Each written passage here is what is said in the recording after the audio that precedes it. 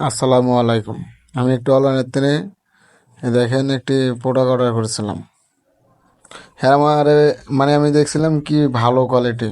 তাকে আমি জিজ্ঞাসা করছিলাম, বলছিল ভালো কোয়ালিটি ফুল হবে তার, এটা কোয়ালিটি ফুল হবে। দেখেন কোয়ালিটির অবস্থা, আর এই দেখেন স্ক্রিনে যেটা দিছিল এটার অবস্থা আর এটার অবস্থা দেখেন, আর দিনে পার্থক্য। কোয়ালিটি ফুল মাল, লাইটের আলো পড়তেছে তো তার জন্য একটু পয়সা দেওয়া যাইতেছে, বুঝছেন।